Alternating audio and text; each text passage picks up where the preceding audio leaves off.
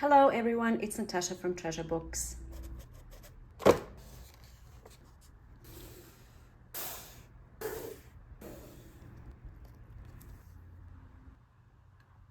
We're keeping it real simple today. This video, as you can see, is all about buttons and twine wrapping techniques, styles, ideas, methods, whatever you want to call it. There's a few things I'm going to show you today.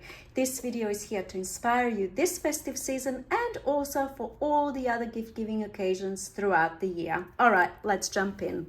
First little idea I want to show you is this one. It's really simple and so beautiful and effective, and all you do basically is just wrap the twine around your present and add a shank button, but we'll get to that in a moment.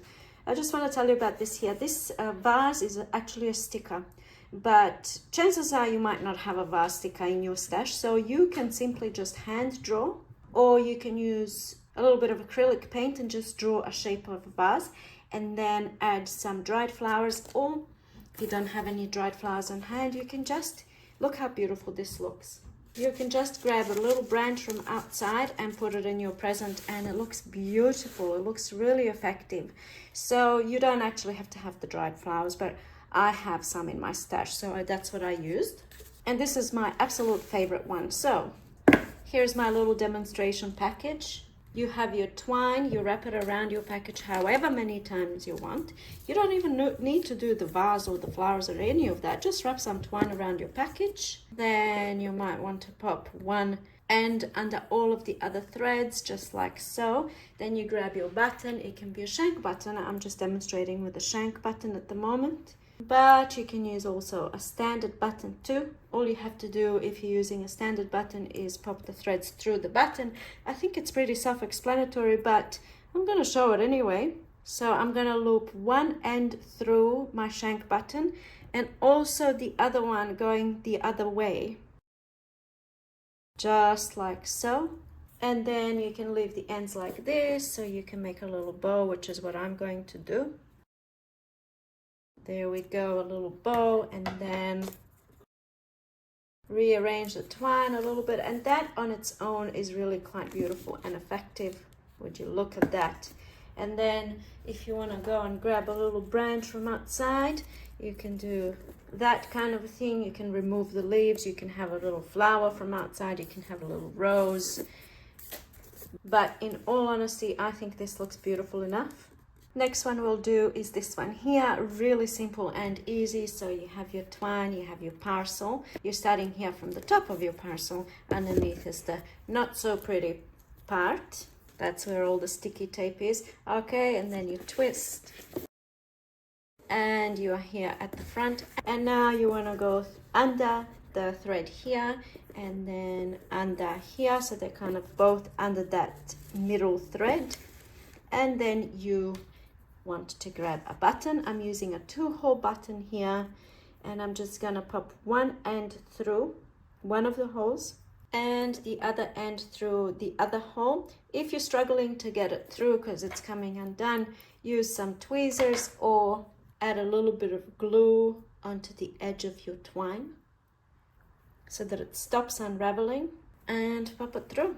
Just make sure that you tighten everything. You can actually tighten once you tie this knot. You can tie a knot on the top like this, and then you can go ahead and tie a bow whichever way you want the bow to go. You can play around with that kind of a thing.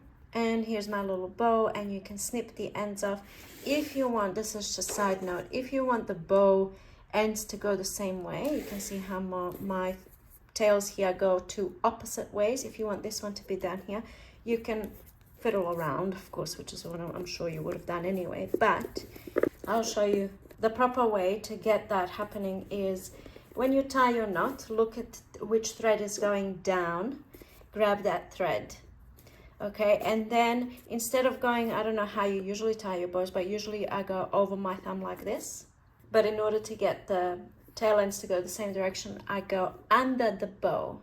So not over the little loop there that I go under and over the top, and then tie a bow and moving it into place, and then I have my ends going the same direction. Tidy everything up, you chop this off, pop a little something perhaps in there and make it pretty. You can also, of course, have the bow hidden underneath the button, so I'll show you how to do that. Before you start wrapping your package, pop your button through, so you go right through, just like so, and then get that button into the middle of the thread. And then you start wrapping. Make a twist at the back, come back to the front, move it to center. Same thing, popping the threads underneath. And then you want to tie a knot.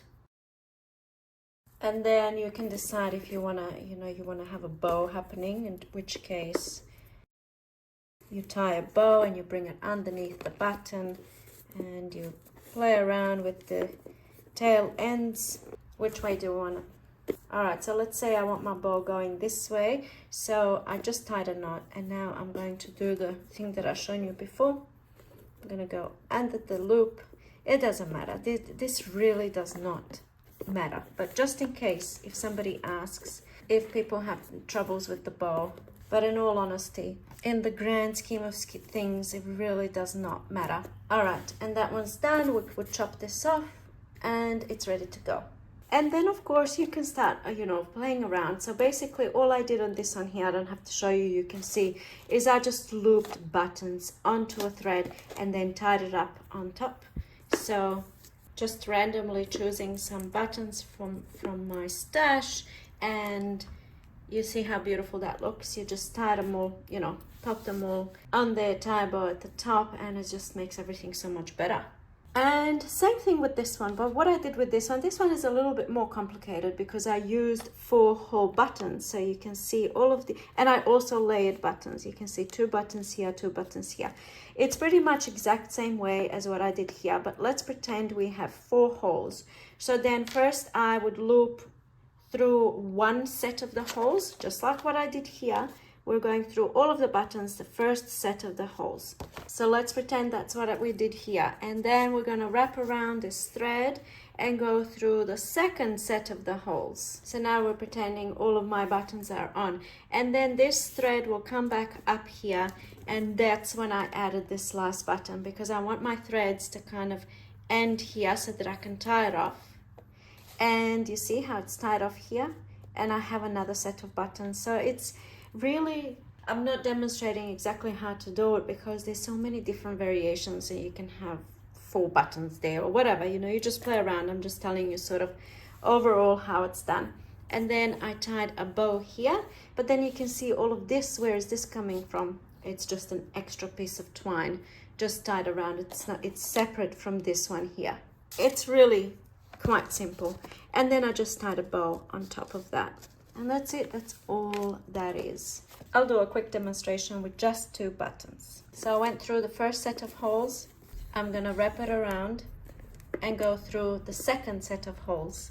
Okay, that's done. So you know, however many you want, you just repeat. And then for the top button, I'm gonna go in with this other side of the thread, wrap it around again, and I don't have enough thread. But that's fine, because what I'll do is I'll do both buttons at the same time, going through the first hole. Then I'm gonna wrap this one around and go through the second set of holes. Then I'll wrap the other end of the string around and go through the second set of holes on this button. And then you just tighten everything. You have these threads, you can make a bow there in the middle. But what I did is I wrapped another piece of twine, like I said before, an extra piece, and then tie a knot in the middle, tie a bow, and then I can use these threads here, go underneath everything, tie a knot, maybe another bow, and then you just fiddle. As you know, you're just kind of finding the sweet spot of how you want the gift to look. Maybe add a little bit of extra, I mean, look, this is really not necessary what I'm doing now, but I'm doing it, so let's just go with the flow. Anyway, this is way too much. It's hiding the buttons. It's not really coming up on the video. We'll chop things off here, make it smaller, make the bow smaller. But I wanted to show what I did on this one. That's pretty much exactly steps that I followed. The only thing is I added extra buttons, and adding the bow here doesn't overtake the whole package like it does over here. And then you're basically just playing around with the same idea. So I'll show you what I did on this one. Really simple. First thing I did is thread this button. So just thread it there, and then I do the twist here at the back. I actually applied sticky tape just to hold it in place while I add my other buttons. As you can see here, I added some more buttons. How did I have it? I don't know how I had it. Did I have this side? Anyway, the buttons are threaded on, and then you pop it through a hole there, and you tie a knot, make it nice and tight. And now we're gonna do the bow. There's the bow, and then you can fix your buttons. You can move them around. I think I had them turned this way. Really simple. Then you can thread buttons here. I mean, there's just so many things that you can do. Buttons, you can thread them all the way around down the package on all sides if you want, but you might not have time for that, because who's got time for that? And the last one I wanted to show you is this one here. I used the tea-dye doily underneath, and one of my handmade buttons. I actually have a whole heap of them. There's a whole bunch of handmade buttons here. I actually had a lot more, but they're all being used up. So I'll link this video, of course, if you wanted to have a look at how to make them. And I have one here with already some elastics on it, so this was used for a closure on a journal, but it most definitely can be used on a gift. Perhaps not this color wrapping paper. Anyway, let me show you how I did this package. And of course, you don't have to use handmade buttons. You can use any button, but I'm gonna use the handmade buttons. And these have 4 holes, as you can see. And then this is how I did mine, if you want to have the 2 threads here on the side. So I popped it through, diagonal, straight, doesn't matter what you do, and then wrap it around again, and then pop it through again. Now I'm gonna go in the other 2. All right, so you see that? That could actually just, you can call it done.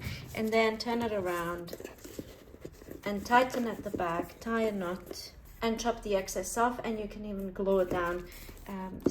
Use a bit of sticky tape, and then you repeat the exact same process going around this way.